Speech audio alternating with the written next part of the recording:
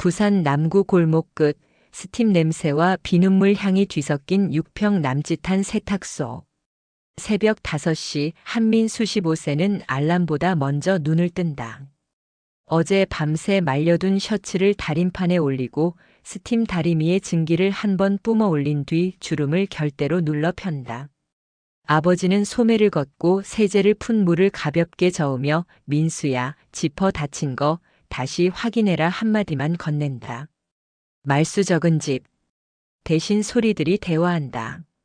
세탁기 드럼이 둥글게 회전하는 소리, 스팀이 치익하고 뿜이는 소리, 도로를 스치는 첫 버스의 브레이크 소리. 민수는 그 리듬을 귀로 훑고 머릿속에 악보처럼 쌓아둔다. 학교 가는 길 민수는 늘 후드티에 파란 운동화를 신는다. 교문 앞에서 누군가 킥킥대며 속삭인다. 세탁소 냄새. 민수는 대꾸하지 않는다. 대신 음악실 창문을 스쳐 지나갈 때 걸음을 잠깐 늦춘다. 어제 점심시간 유학파 신임 음악교사가 틀어준 쇼팽 스케르초 2번이 아직 귓속에서 잔향으로 남아있기 때문이다. 민수는 어제 그 곡의 첫 마디를 종이 커버 뒷면에 도솔미식으로 적어두었다. 오선지 없이 숫자와 화살표만으로 만든 자신만의 기호. 집에 돌아가면 낡은 전자피아노로 음을 더듬고 틀리면 손가락으로 테이블을 두드려 박자를 고친다. 악보를 본 적은 거의 없다. 대신 소리로 배웠다. 점심시간 음악실 문은 열려 있었다. 마르쿠스 클라인의 마스터클래스 홍보 포스터가 벽을 채웠다. 부산국제아트센터 세계적 피아니스트 초청. 공개 레슨 및 오디션. 교사는 공지했다. 참가비가 좀 있지만 기회는 기회니까. 관심 있으면 신청해라. 교실 뒤편에서 누군가 툭 내뱉는다. 세탁소도 신청 가능?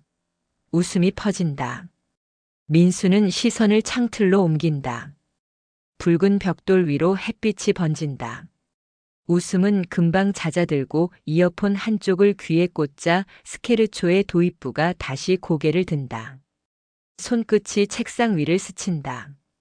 타타 마이너스 타타 마이너스 타타. 속도가 붙자 박자가 살아난다.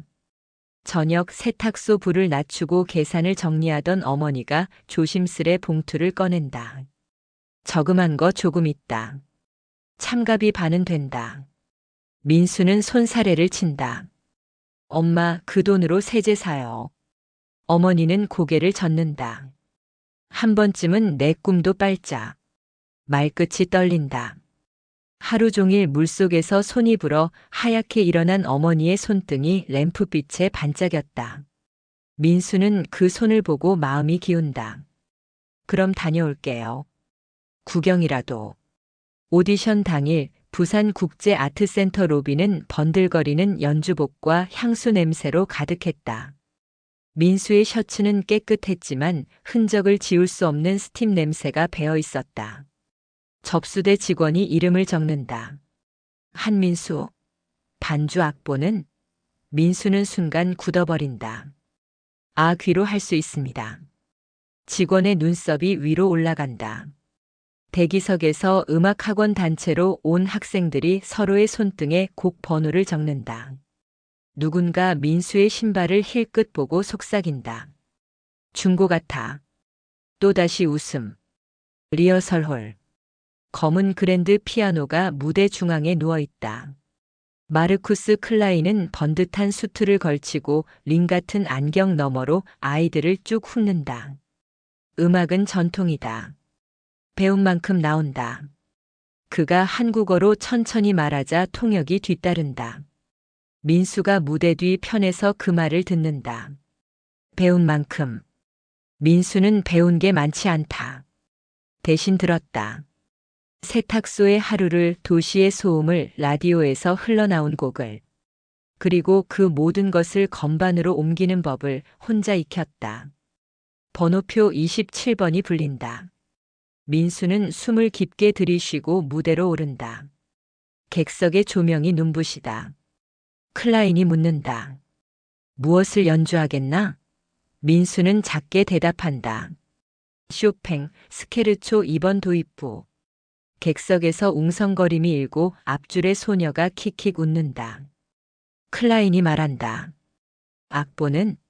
민수는 고개를 젓는다. 귀로 들었습니다. 클라인의 입꼬리가 비스듬히 올라간다. 아! 세탁소의 절대음감? 조용한 비웃음이 퍼진다. 민수는 의자를 살짝 당기고 손을 얹는다. 순간 세탁소의 소리들이 한꺼번에 몰려든다. 스팀의 칙, 드럼의 둥 마이너스 둥, 어머니의 젖은 숨, 아버지의 말 없는 리듬. 그리고 라디오에서 흘러온 그 첫 마디. 건반이 숨을 쉰다. BDF 왼손이 어둡게 요동치고 오른손이 비명을 긋듯 치고 올라간다. 처음 두 마디는 조심스러웠다. 셋째 마디에서 손목이 풀린다. 객석의 소리가 사라진다. 반짝이는 조명이 먼지처럼 흩어지고 건반과 손끝만 남는다. 민수는 배운 적 없는 루바토를 본능으로 당기고 놓는다. 세탁소의 하루가 쇼팽의 소나미에 섞인다. 치익둥, 치익둥. 박이 쪼개졌다 붙는다. 불안과 분노 그리고 손에 밴 비누 향이 한 곡의 방향을 바꾼다. 도입부가 끝날 때 객석은 조용하다. 조롱도 속삭임도 없다. 클라인의 안경 너머 눈빛이 처음으로 흔들린다. 다시 그 방금 템포. 왜 그렇게 했지? 민수가 답한다. 숨이 그 템포라서요. 클라인이 미간을 찌푸리지만 객석 어딘가에서 박수가 한 번, 두 번 터진다. 민수는 손을 무릎 위에 포개고 숨을 고른다. 아직 끝이 아니다. 오늘 세탁소 소년의 하루가 무대 위로 올라왔다. 그리고 처음으로 누군가가 그 소리를 들었다. 부산의 세탁소 소년 한민수에게 음악은 언제나 몰래 품어온 비밀 같은 존재였다. 그러나 그 비밀이 세상 밖으로 나올 기회는 생각보다 갑작스럽게 찾아왔다. 어느 날 학교 음악실 벽보에 붙은 커다란 포스터. 세계적 피아니스트 마르쿠스 클라인, 부산국제아트센터 마스터클래스 개최라는 글귀가 붉은 글씨로 새겨져 있었다.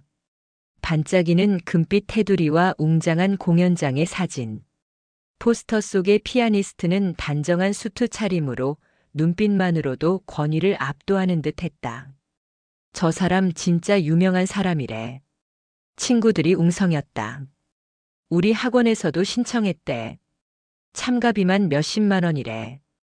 그 말에 아이들은 우쭐한 듯 자기 집안 사정을 자랑했다. 우리 아빠가 벌써 신청했어. 이번에 레슨 받으면 미국 줄리어드 지원도 된대. 민수는 말없이 포스터를 바라봤다. 참가비 몇십만 원. 그 금액은 세탁소 한 달 순수익을 고스란히 털어야 할 액수였다. 음악실 안으로 들어온 음악교사는 일부러 민수를 흘겨보며 말했다. 누구든 실력과 열정이 있으면 신청할 수 있다. 단 준비된 학생이어야 한다. 말끝에 묘한 뉘앙스가 묻어 있었다. 그 말은 곧 너 같은 아이는 어림없다는 선언처럼 들렸다. 아이들 사이에서 웃음이 터졌고 민수는 억지로 눈길을 창문 밖으로 돌렸다. 하지만 마음 한쪽에서는 작은 불씨가 살아났다. 나도 해보고 싶다. 그날 밤 세탁소 불빛은 늦게까지 꺼지지 않았다. 다림질을 하던 어머니는 민수가 포스터를 들여다보는 것을 알아차렸다. 민수야, 그거 가고 싶어? 어머니의 목소리는 조심스러웠다. 민수는 고개를 저으며 웃었다. 엄마, 돈도 없고 저런 데는 나 같은 애가 가는 게 아니에요. 그러나 어머니는 이미 결심한 듯 작은 서랍을 열었다. 그 안에는 낡은 봉투 하나. 수년간 몰래 모아둔 동전과 지폐가 차곡차곡 담겨 있었다. 세제 사야 할 돈이잖아요. 민수가 당황해 말하자 어머니는 단호히 고개를 저었다. 민수야, 세탁은 매일 해도 된다. 하지만 내 꿈은 기회가 있을 때 붙잡아야 해. 엄마는 내가 건반 앞에 앉아 있을 때 제일 빛나는 걸 알아. 그 말에 민수의 눈가가 붉어졌다. 세탁소의 스팀 냄새가 옅게 스며든 봉투. 그것은 단순한 돈이 아니라 부모의 땀과 희생이 응축된 시간 그 자체였다. 며칠 뒤 부산국제아트센터의 로비. 대리석 바닥은 반짝였고 천장에는 샹들리에가 쏟아져 내릴 듯 빛났다. 민수의 낡은 운동화와 바렌 셔츠는 이 공간과 전혀 어울리지 않았다. 접수대에서 직원이 묻는다. 이름이 한민수. 참가비는 입금됐나요? 민수가 봉투를 내밀자 직원은 잠깐 놀란 듯 봉투를 들여다봤다. 깨끗이 달인 지폐였지만 모양이 제각각이고 몇 장은 구겨져 있었다. 그러나 직원은 아무 말 없이 확인 도장을 찍었다. 대기실은 이미 음악학원에서 온 학생들로 가득했다.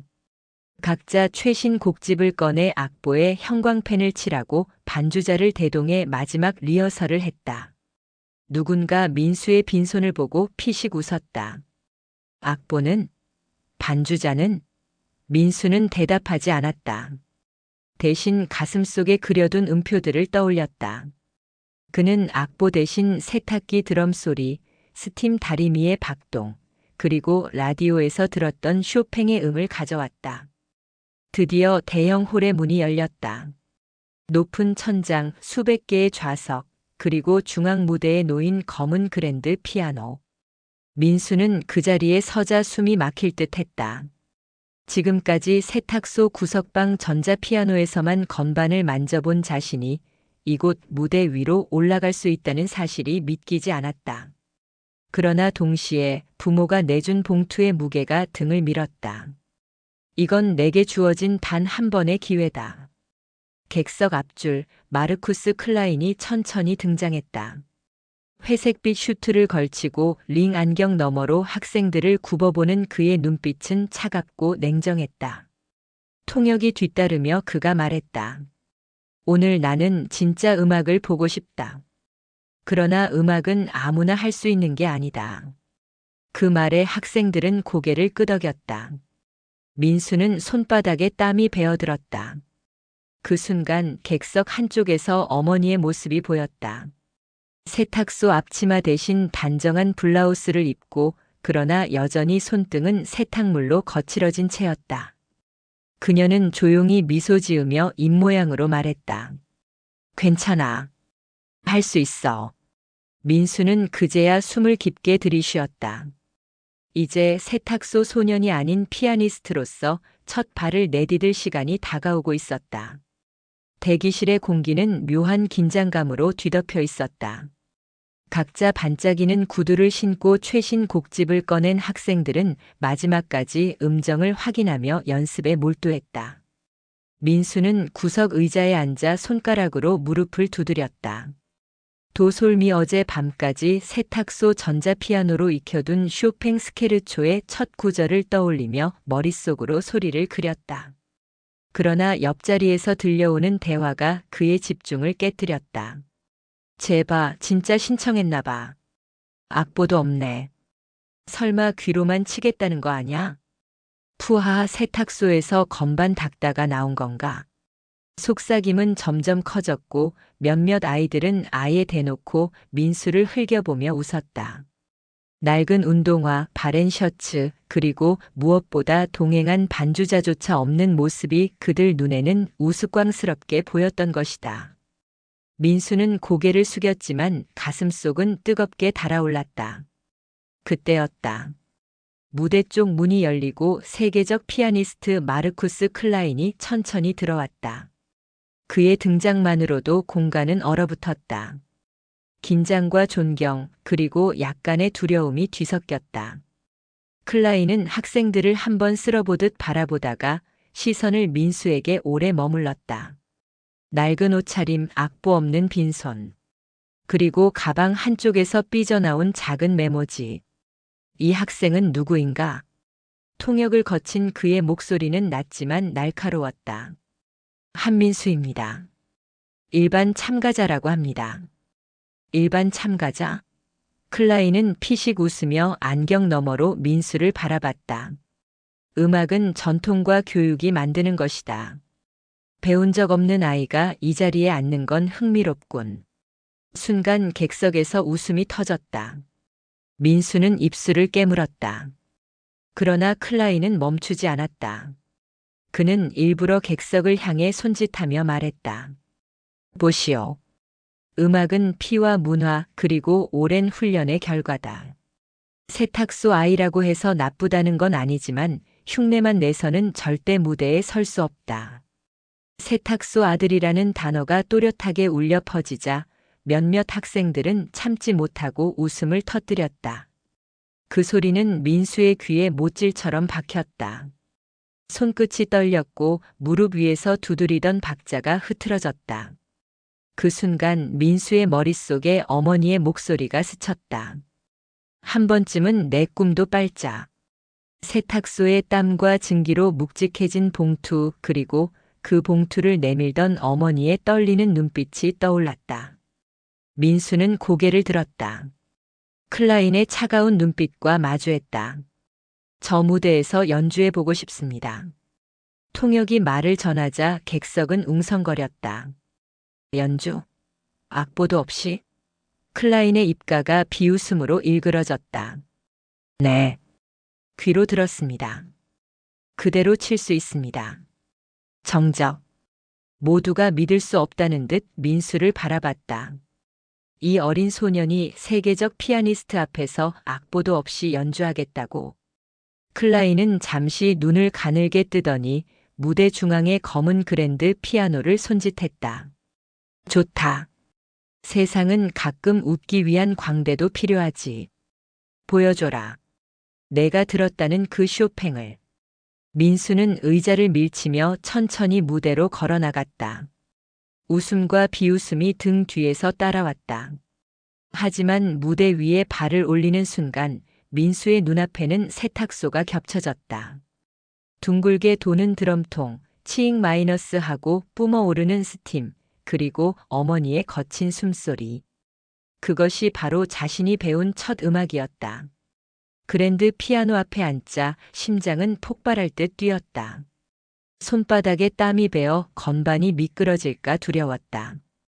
그러나 객석 가장자리에 앉아 있는 어머니의 얼굴이 보였다. 두 손을 모으고 눈빛으로만 전하는 한마디. 괜찮아. 민수는 숨을 깊게 들이쉬었다. 그리고 마침내 건반 위에 손을 올렸다. 홀 전체가 숨죽인 순간. 쇼팽 스케르초 2번의 첫 음이 세탁소 소년의 손끝에서 울려 퍼지려 하고 있었다. 홀 전체가 숨을 죽인 순간 민수의 손끝에서 낮게 울리는 첫 음이 터져나왔다. 쇼팽 스케르초 2번의 도입부. 단호하고 무거운 음은 예상치 못한 깊이를 품고 있었다. 비웃음으로 가득했던 객석은 순식간에 정적에 휩싸였다. 낡은 운동화를 신고 무대에 오른 소년이 만들어낸 소리는 결코 초라하거나 어설프지 않았다. 오히려 단단하고 깊었으며 세탁소의 드럼통 소리와 어머니의 가쁜 숨결, 빗속에서 뛰던 발걸음 같은 삶의 흔적들이 고스란히 배어 있었다. 관객석에 앉은 학생들 중 몇몇은 놀란 듯 고개를 들어 무대를 주시했다. 저게 정말 귀로만 배운 소리야? 라는 속삭임이 이곳저곳에서 흘러나왔다. 그러나 정면에 앉은 마르쿠스 클라인은 팔짱을 낀 채 미간을 찌푸렸다. 그는 여전히 의심의 눈빛으로 민수를 바라보고 있었다. 첫 음이 우연일 수도 있었다. 하지만 민수의 연주는 점점 더 강렬해졌다. 빠른 패시지에 들어가자 객석의 공기가 바뀌었다. 건반을 누르는 그의 손은 마치 무수히 반복한 연습을 증명하듯 흔들림이 없었다. 그러나 사실 민수는 악보를 본 적이 없었다. 단지 라디오에서 흘러나오던 음악을 귀로 베끼고 세탁소 전자피아노에서 새벽마다 손끝으로 더듬듯 따라 쳤을 뿐이었다.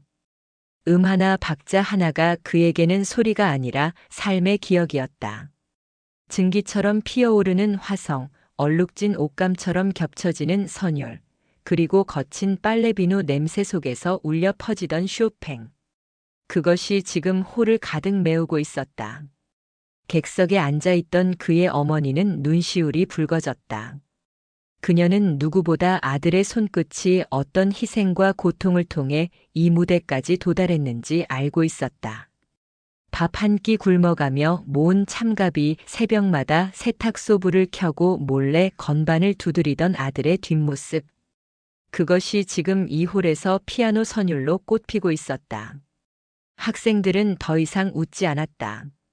오히려 숨조차 고르지 못한 채 흘러나오는 선율에 압도당했다. 그러나 무대 앞 클라이는 차가운 눈빛으로 계속 민수를 노려봤다. 그에게 이 소녀는 여전히 이방인이자 무모한 도전자였다. 곡이 절정에 다다를 즈음 클라이는 팔짱을 풀고 손가락으로 팔걸이를 두드리며 말했다. 음정은 맞지만 음악은 계산이 아니다. 감히 나를 감동시킬 수 있을까? 통역이 조심스럽게 그 말을 전했지만 민수는 듣지 못했다. 그는 이미 자신만의 세계에 몰입해 있었다. 건반 위에서 흘러나오는 음은 그가 걸어온 삶의 기록이자 지금까지 한 번도 제대로 말하지 못한 꿈의 언어였다. 마지막 코드가 홀에 울려 퍼지자 공기는 터질 듯 팽팽해졌다. 정적. 아무도 박수를 치지 않았다. 그저 숨을 죽이고 민수를 바라봤다.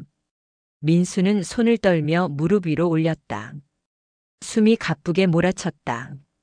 그가 피아노 앞에서 고개를 숙이는 순간 객석 뒤편에서 조용히 박수가 시작됐다. 그리고 곧 도미노처럼 퍼져나갔다. 하지만 단 한 사람, 클라인만은 여전히 손을 움직이지 않았다. 그는 깊게 고개를 숙이며 말했다. 재능일 수 있다. 그러나 음악은 재능만으로는 부족하다. 다음은 내 질문이다. 홀은 다시 긴장으로 얼어붙었다. 민수의 심장은 또다시 세탁소 드럼통처럼 요란하게 뛰고 있었다. 그의 연주가 정말 진짜 음악으로 인정받을 수 있을까? 아니면 단지 우연한 기적으로 치부될까? 운명은 이제 막 다음 막을 열고 있었다. 민수의 손끝에서 마지막 여운이 사라지자 홀은 이상할 만큼 고요했다. 숨죽인 공기 속에서 누구도 먼저 움직이지 않았다. 단 한 사람, 무대 바로 앞에 앉은 마르쿠스 클라인의 얼굴만이 굳어 있었다. 그는 마치 무언가를 가늠하듯 민수를 오래 바라보다가 천천히 일어나 피아노 쪽으로 걸음을 옮겼다. 연주를 멈추지 마라. 통역사가 긴장된 목소리로 그 말을 전하자 민수는 고개를 들었다. 클라인은 피아노 앞에 서서 차갑게 미소를 지었다. 쇼팽은 흉내로 끝낼 수 없다. 이제부터 내가 묻는 대로 대답해라. 너의 손끝으로. 객석이 흔들렸다. 마치 시험처럼 돌변한 분위기에 학생들과 관객들은 웅성거렸고 어머니는 손을 떨며 입술을 깨물었다. 그러나 민수는 피아노 앞에서 눈을 감았다. 그는 오래전 세탁소 한쪽에서 홀로 라디오 음악을 따라 치던 순간을 떠올렸다. 클라이는 의자에 앉아 팔짱을 낀 채 물었다. 베토벤의 월광 소나타 1악장. 첫 세 마디만. 민수의 손가락이 건반 위에서 움직였다. 잔잔하지만 깊게 울리는 음이 홀을 가득 메웠다. 그 소리는 정확히 악보 그대로였다. 어머니의 눈에서 눈물이 주르륵 흘렀다. 민수는 악보를 본 적이 단 한 번도 없었다. 그러나 귀와 기억으로 새겨넣은 소리들이 손끝에서 흘러나오고 있었다. 리스트의 사랑의 꿈 3번, 클라이맥스로 가라. 갑자기 난도가 치솟았다. 객석이 숨을 들이켰다. 민수는 숨을 몰아쉬며 손을 떨었다. 하지만 이내 고개를 끄덕이고 곡을 이어갔다. 아름답고 애절한 선율이 홀 안을 가득 채웠다. 마치 그의 가난하고 고단한 삶이 곡의 서정과 어우러져 절규하듯 울려 퍼졌다. 클라인의 눈썹이 처음으로 꿈틀거렸다. 그것은 짜증이 아닌 놀람이었다. 그러나 그는 곧 목소리를 낮추며 마지막 시험을 내렸다. 즉흥으로 나를 감동시켜봐라. 악보 없는 음악. 내 인생을 들려줘라. 통역이 그 말을 전하는 순간 민수는 깊게 숨을 내쉬었다. 그는 손가락을 건반 위에 얹고 눈을 감았다. 그리고 세탁소의 소리들을 떠올렸다. 증기 터지는 소리, 물방울 떨어지는 소리, 어머니가 부르던 자장가, 장마철 지붕에서 쏟아지는 빗방울. 그것들이 모두 음으로 변해 건반 위에서 춤췄다. 홀 안은 한순간에 다른 세계로 바뀌었다. 누구도 알 수 없는, 그러나 누구도 외면할 수 없는 민수만의 선율. 그것은 화려한 기교가 아닌 삶의 언어였다. 학생들이 숨을 죽였고 교수들마저 고개를 끄덕였다. 객석에 앉아있던 기자가 무의식적으로 카메라 셔터를 눌렀다. 플래시가 터지는 순간에도 민수의 손은 멈추지 않았다. 마침내 마지막 화음이 울려 퍼지고 소년의 손이 공중에서 멈췄다. 긴 정적 뒤에 천둥 같은 박수가 터져 나왔다. 학생들은 일어나 손뼉을 쳤고 어머니는 얼굴을 두 손으로 감싸며 흐느꼈다. 그러나 클라이는 여전히 자리에 앉아 있었다. 그의 눈빛은 흔들리고 있었다. 입술을 꾹 다문 채 그는 낮게 중얼거렸다. 이 아이는 악보가 아니라 삶으로 연주하는군. 그의 시선은 피아노 앞에 서 있는 소년에게 꽂혀 있었다. 마치 지금까지 쌓아온 거만함과 확신이 무너져 내리는 듯 했다. 민수는 가쁜 숨을 몰아쉬며 피아노에서 일어나 관객을 바라봤다. 손바닥에는 땀이 흥건히 배어 있었고 눈빛은 여전히 두려움과 떨림으로 가득 차 있었다. 하지만 동시에 지금까지 한 번도 느껴보지 못한 확신이 서려 있었다. 그 순간 모두가 알았다. 이 무대는 단순한 연주회가 아니었다. 한 소년의 운명을 바꾸는 시작이자 세계가 그의 이름을 기억하게 될 첫 장면이었다. 그리고 마르쿠스 클라인, 그 누구보다 자존심 강한 거장이 드디어 자리에서 천천히 일어나고 있었다. 그의 입에서 어떤 말이 나올지 모든 이의 심장이 요란하게 뛰고 있었다. 홀 전체가 숨을 죽인 채 마르쿠스 클라